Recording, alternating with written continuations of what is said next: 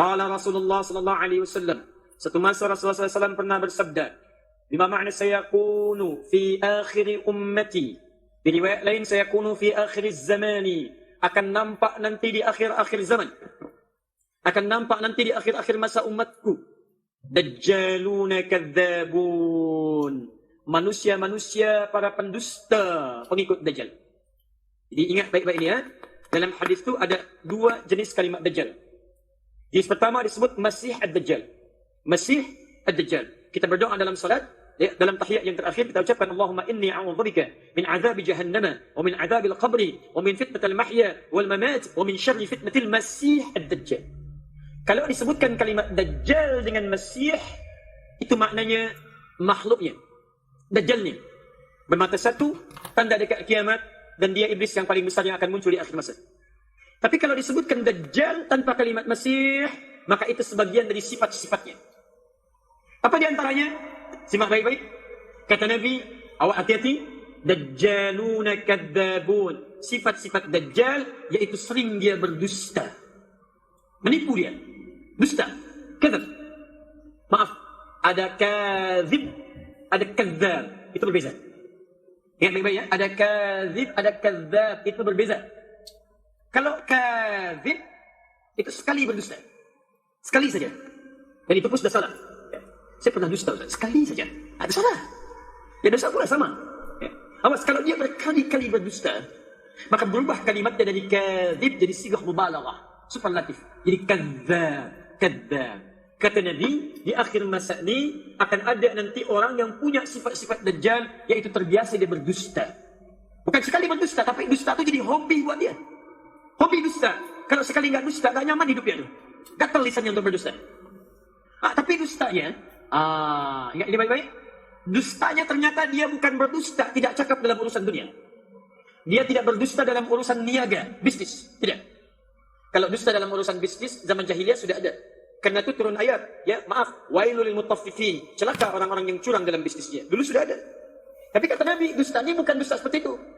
Apa jenis dustanya? Yuhaddithunakum bima lam tasma'uhu wa la yasma'unahu aba'ukum.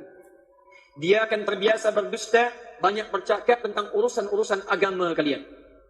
Urusan-urusan din. Yang bisa membuat kita itu kaget, heran, bahkan jangankan anda, kata Nabi, orang-orang dulu pun yang pernah hidup, kalau mendengar cakapnya dia, akan ikut kaget, heran dengan apa yang dia cakap. Hati-hati, kata Nabi, di akhir-akhir masa nanti, ada orang berbicara tentang ad-din, bicara tentang agama, bicara tentang ibadah, tapi isinya dusta. Bahkan saking dustanya itu begitu luar biasa, sampai jangankan orang di masa dia hidup, orang dulu pun, orang jahiliyah pun, kalau mendengar kalimat dia, bisa ikut kaget, ikut heran. Ada udah kalimat ni. Yuk kita lihat misalnya. Misal. Satu.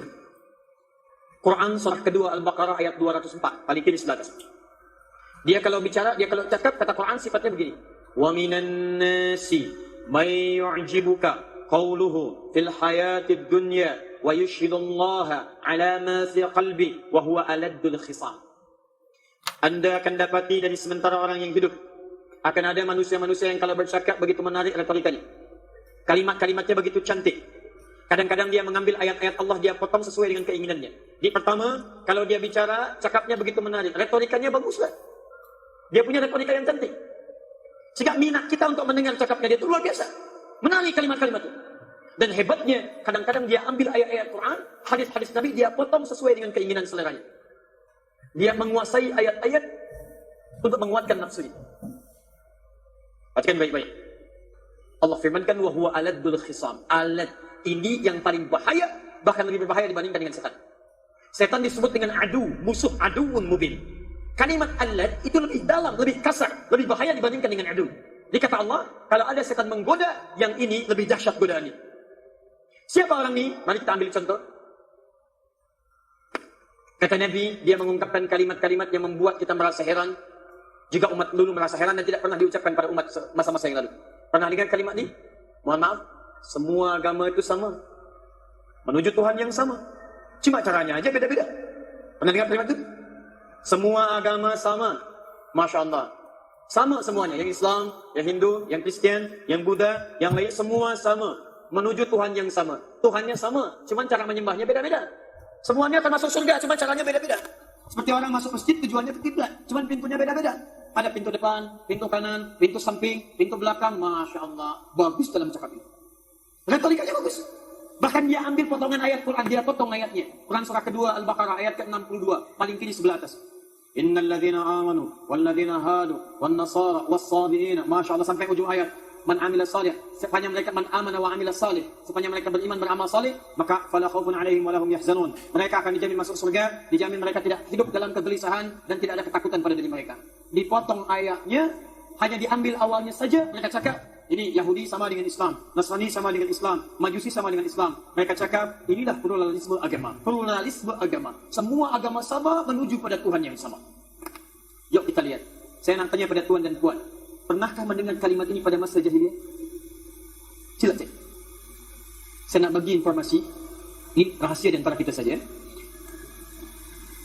Dulu di awal masa dakwah itu ada utusan dari orang-orang jahiliyah. Utusan orang-orang jahiliyah datang pada Nabi SAW. Dia datangi Nabi, dia cakap, Ya Muhammad SAW, kita ni memang beza. Tuh, lihat kalimatnya. Kita ni memang beza. Dia tidak katakan kita sama. Kita ni memang beza. Tuhan kita tidak sama. Cara ibadah kita berbeza. Tapi jangan sampailah perbezaan ini membuat kita kemudian berperang. Kita bergantian saja. Malam ni kami sembah Tuhan kamu. Besok nanti kamu sembah Tuhan kami. Daripada kita bertengkar, berselisih, kemudian berperang, lebih baik kita bergantian saja. Kita ni memang beza. Sila cek ya. Jadi sebodoh-bodohnya orang jahiliyah masih mengakui perbezaan dalam keyakinan kita beza. Cuma jangan sampai perbezaan ini menjadikan kita bertengkar. Apa respon dari Nabi SAW? Beliau terdiam turun ayat satu surah sekaligus. Turun surah Qul ya ayyuhal kafir. Katakan hei orang-orang kafir. Kafir itu kalimat halus sekali. Dari kata kafar. Kafar dalam bahasa Inggris. Disebut oleh orang Inggris dengan kafar. Tertutup. Hei orang-orang yang masih menutup dirinya dari hidayah. Karena itu ketika dia dipanggil dengan kafir, dia tidak marah. Karena itu bahasa sopan. Hei orang-orang yang masih menutup diri dari hidayah. Dia jawab, ya kami memang masih menutup diri. Hei belum mau masuk Islam. Belum mau masuk Islam. Karena itu ketika dipanggil kafir, dia tidak marah. Hei orang-orang kafir. Ya kami memang kafir. Orang jahiliyah, orang fasih bahasa Arab, orang mengerti bahasa Arab, dipanggil kafir, dia tidak marah. Orang sekarang, dia tak bisa bahasa Arab. Ya coba cek, sila cek. Tak bisa bahasa Arab, dia bukan bahasa Arab, tidak mengerti bahasa Arab, dipanggil kafir, marah dia. Ya kafir, apa? Masya Allah. Jadi pentinglah kita belajar untuk memahamkan dengan baik. Turun surah Al-Kafirun, lakum dinukum waliyadin, ujung ayatnya. Untukmu apa yang kamu yakini, untuk kami apa yang kami yakini. Ada perbezaan dalam keyakinan kita. Orang jahiliyah mengatakan kita beza. Sebodoh-bodohnya orang jahiliyah, dia mengerti keyakinan kita tidak sama. Sepintar-pintar umat nanti zaman akhir itu, umat akhir masa, ada orang paling pintar, gelarnya tinggi, bahkan luar biasa. Ada yang LC itu semacam lulusan dari Timur Tengah. Ya, lulus dari Madinah, lulus dari Mekah, lulus dari Libya, lulus dari Mesir Al-Azhar, lulus dari Tunis, ya gelarnya lisans, LC Bakhla. Ada yang sampai master, ada yang sampai misalnya PhD. Masya Allah. Orang jahiliyah tak punya gelar, masih paham kita beza. Orang sekarang pintar-pintar mengatakan semua agama sama. Kata Nabi, kalau kalimat itu kedengaran orang jahiliyah, ikut kaget orang jahiliyah itu. Bisa heran mereka. Sila perhatikan kalimat Nabi SAW. Akan tiba di akhir masa nanti, orang-orang yang kalimatnya menari, retorikanya cantik, gelarnya pintar-pintar, tapi membawa keyakinan, membawa cakap, membawa informasi yang membuat kita bisa keheranan. Ada orang itu sekarang? Ada. Ada lah pahamnya. Ada yang namanya liberalisme. Ada yang pertama tadi pluralisme. Menjadikan semuanya seperti sama. Ada liberalisme. Liberalisme itu pengen bebas semua. Mohon maaf ya, sila buka di kitab suci manapun. Sejak kejadian masa Nabi Lut alaihi salam. Dengan dihancurkannya kaum liwat yang Bani Sodom itu. Dihancurkan, dalam setiap kitab suci tertuliskan bahwa lesbian, homoseksual itu dilarang. Bahkan Rusia saja yang mempraktikkan komunisme sekarang mengesahkan undang-undang di pemerintahan mereka yang melarang homoseksual, lesbian. Itu dilarang di Rusia. Sekarang coba lihat. Tiba-tiba ada orang di akhir masa mengatakan kalimat-kalimat yang luar biasa. Kamu homo ya? Ya, itu fitrah kamu saat dilahirkan. Allah kuatilah. Fitrah kamu. Jangankan kita, orang dulu kalau dengar bisa ikutan kaget itu. Sila tuan dan puan lihat di Quran. Bukankah semua makhluk diciptakan berpasangan? Sila cek Quran surah 51 ayat 49, paling kiri di pertengahan. Wa min kulli syai'in khalaqna zawjaini la'allakum tadhakkarun. Setiap makhluk selain Allah, kata Allah, saya ciptakan mereka berpasangan. Supaya manusia mengerti hanya Allah yang tak punya pasangan. Sila selain manusia, binatang itu punya pasangan. Binatang ada yang jantan, ada yang betina. Tumbuhan ada putih, ada benang sari.